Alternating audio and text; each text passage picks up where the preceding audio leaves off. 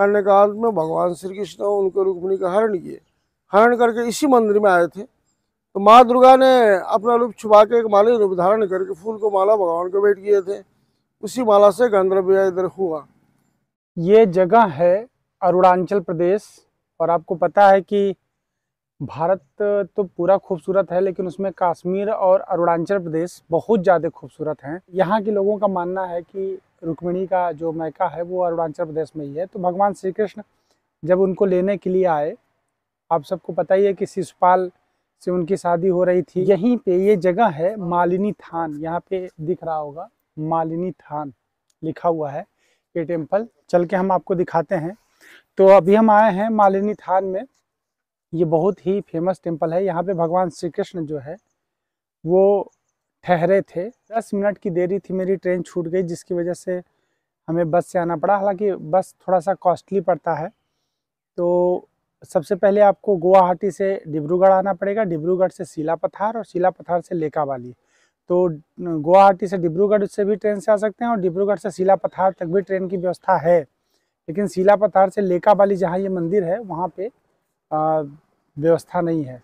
तो वहाँ से आपको आने के लिए, सीलापथार से यहाँ आने के लिए ऑटो पकड़ना पड़ेगा। टुक टुक यानी कि जो बैटरी रिक्शा होता है, यहाँ पे लोग टुक टुक बोलते हैं उसको।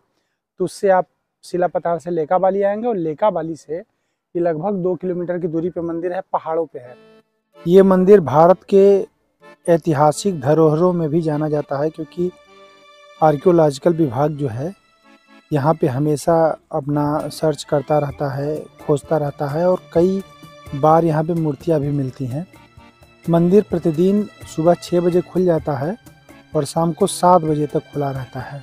सुबह की आरती 8 बजे होती है और शाम की आरती 5 बजे होती है। पूरे मंदिर का दर्शन करने में आपको लगभग 2 से 3 घंटे समय लग जाएंगे, क्योंकि ये मंदिर पहाड़ों पे है और काफ़ी दूर में फैला हुआ है। रुक्मिणी टेम्पल थोड़ा सा आपको ऊपर जाना पड़ेगा और वहीं पे म्यूज़ियम भी है, और म्यूज़ियम में कैमरा अलाउड नहीं है तो हम आपको दिखा नहीं पाएंगे। साल में 2 नवरात्र आते हैं, तो उन 2 नवरात्र पे यहाँ बहुत ज़्यादा भीड़ लगी रहती है।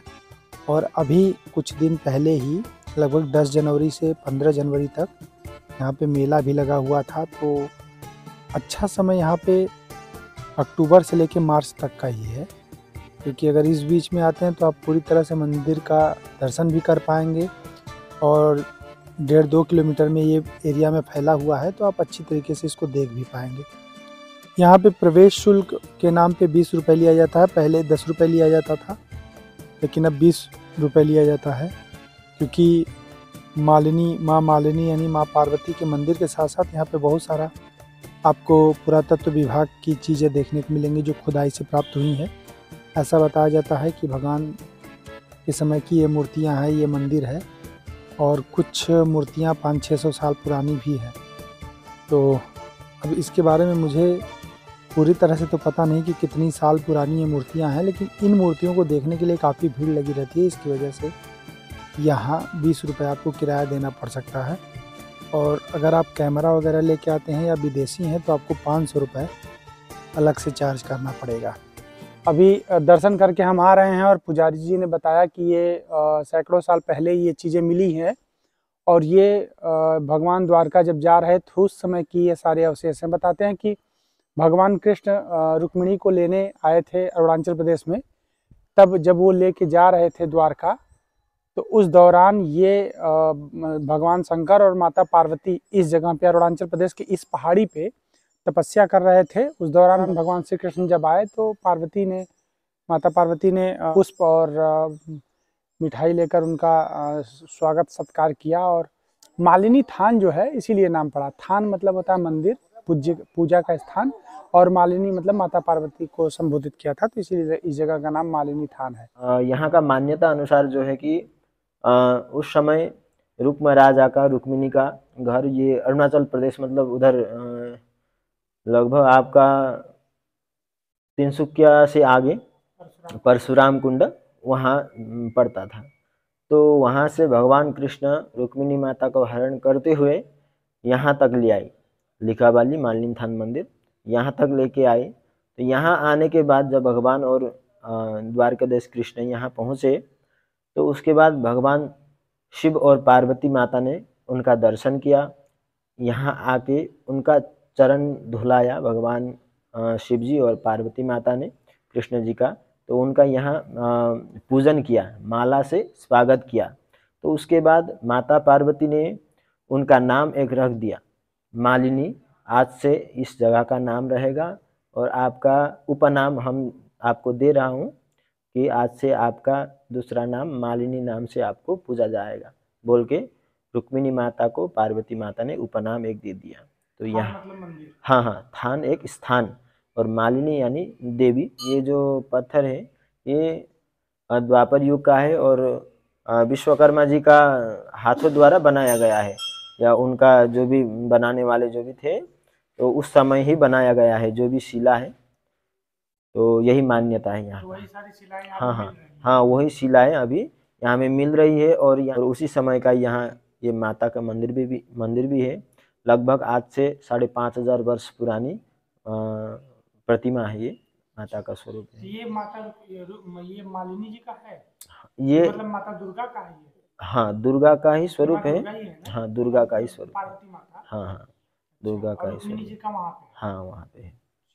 तो ये जगह अरुणाचल प्रदेश की पहाड़ियों पे स्थित है और बहुत ज़्यादा दूर नहीं है, डिब्रूगढ़ से लगभग 60-70 किलोमीटर की दूरी पे है। अगर आप आना चाहें तो ज़रूर आए।